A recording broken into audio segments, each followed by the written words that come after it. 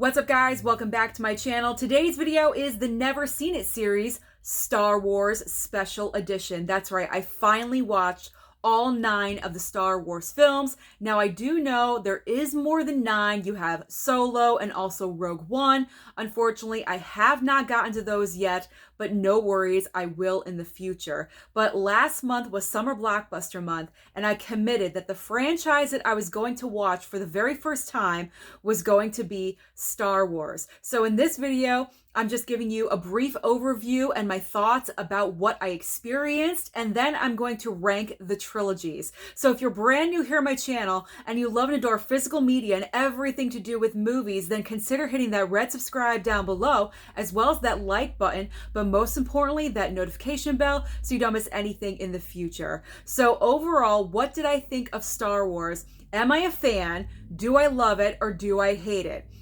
I don't hate it. So that's a big, big positive. I do not hate it, but I don't absolutely love it either. I'm not all of a sudden a goo goo gaga Star Wars fan out of nowhere. I simply enjoyed myself. And I think the reason why is because Mama Blu-ray and we watched all 9 together. And I feel like because every single night we watched, we kind of made it an event and we looked forward to watching it every single night. And it was fun to experience it with my mom because she had only seen the original trilogy. So to see the other movies together was a great experience. I don't know why I have never watched Star Wars before. I think the main reason is because I put it into the sci-fi category automatically. But it really isn't. I mean, it is sci-fi. It does have those elements, but it's more of a fantasy. It's fantasy storytelling. So because of that, I enjoyed it more than I thought I was going to, which is always a positive. Now, I did choose to watch all 9 on Disney Plus, and I know that I did have some subscribers send me the original trilogy theatrical cut and everything, and I do have physical media for the Star Wars. I don't have all 9, but I do have some physical media items, which you saw in the thumbnail. But I chose to watch everything on Disney Plus because I needed the closed captioning. I was going to attempt to watch the original theatrical cut that a subscriber sent to me, but there was no closed captioning option. So I felt like that was something that I really needed to assist me into really understanding what was going on, because I feel like if I didn't have that, I would have been lost. And if I was lost, then forget it. I probably would have zoned out and I wouldn't have wanted to continue with it. But because I did have the closed captioning, it's a major assistive device for me, trust me. I miss a lot of things in movies, so having closed captioning really is a bonus. So overall, yes, I enjoyed myself. I can totally see how some people go absolutely crazy for this franchise because it is so enjoyable. These characters are iconic. I can understand the love for it and wanting to dress up like the characters if you go to a Comic-Con, but I'm not going to. You're not going to see me dressing up as Princess Leia in the outfit with Jabba the Hutt. That's not going to happen. Nor am I going to be sporting the buns on my head anytime soon, but I did have a great time watching it. And will I watch it again in the future? Yes, I will. I will watch Star Wars again when we do have the next movie come out. I'm not opposed to going to see it in the theater on the big screen where you should watch it and appreciate it. I am open to that. And so, yes, I enjoyed my first Star Wars experience. Surprise, surprise. So now we're getting into trilogy ranking.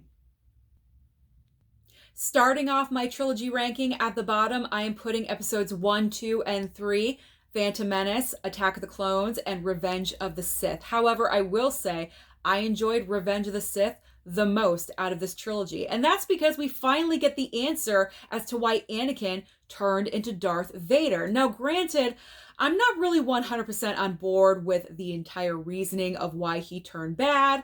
I mean, yes, Padme dying in childbirth, technically dying in childbirth, but she really died of a broken heart because she was so disappointed that Anakin turned over to the dark side. I felt like we could have had another reason. I don't know, is it just me? Does anyone else agree with me? But that's one factor as to why this trilogy is at the bottom. And then also because the 2 prior films before this, is kind of just filler. Yes, the first movie, The Phantom Menace, we're getting introduced to a young Anakin and also Padme, a young Obi-Wan Kenobi, and also, unfortunately, Jar Jar Binks, and that's another reason as to why this trilogy is at the bottom.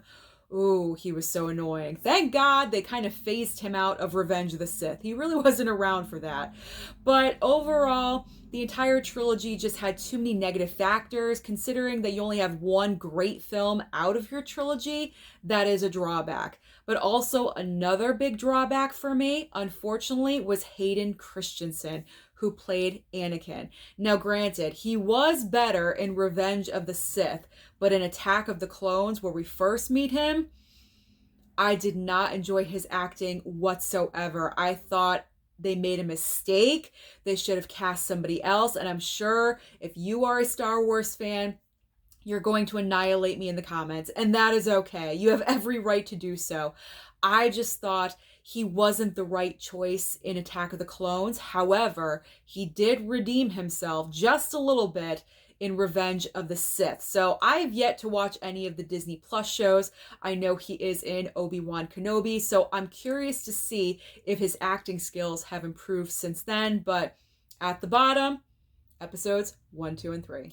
In the middle of my trilogy ranking, I am putting the latest installment of the Star Wars saga, and that is the Rise of Skywalker trilogy. Now, I love these movies because I had a great time with them. I love the introduction of all these great brand new characters, although it was fantastic to see the older actors come back and fill in for their original roles. But it's always good to fill in with brand new people to love and adore and to get attached to. Now, speaking of getting attached, I love, side note, BB-8 is my new favorite droid. I absolutely love that thing.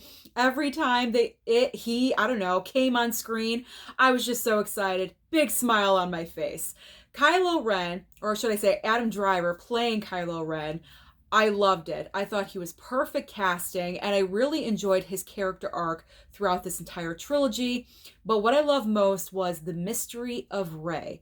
Who is Rey? Now, I thought Daisy Ridley was perfect casting for this part. She did an amazing job, but everyone wanted to know, who is she related to? How is she a Jedi? How does she have these powers? Is she a Skywalker? Those were the biggest questions.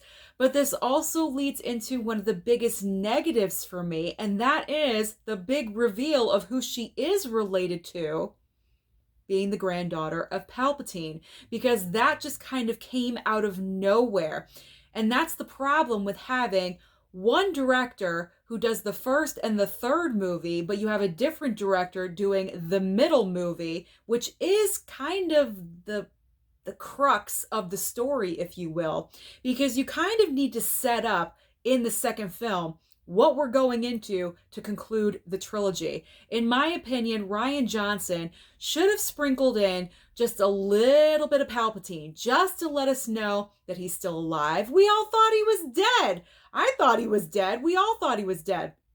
But just to sprinkle in just a little bit of knowledge that Palpatine is still around. It wouldn't have been such an out of nowhere shock and surprise that Rey is a Palpatine. I was hoping she was going to be a Skywalker. I was hoping for kind of like the twin storyline with her and Kylo Ren, but no, they didn't go that way, and that's fine. Can you listen to me right now? I'm a total Star Wars geek because I want a certain storyline. But overall, I did enjoy this latest saga. 2 of the movies, extremely strong. Yes, the one movie, The Last Jedi, in the middle, is the weaker of the 3 films, but it's not the worst out of the entire run of Star Wars. I will say that. So overall, I did enjoy the Rise of Skywalker trilogy. At the top of my trilogy ranking, I just could not divert from the original trilogy that George Lucas brought to us way back in the day, A New Hope, The Empire Strikes Back, and Return of the Jedi. I believe the main reason why it's number 1 is because all 3 films are extremely solid movies. I know there's a lot of people that comment that A New Hope kind of drags just a little bit, but I didn't really mind it because I really enjoy a good origin story.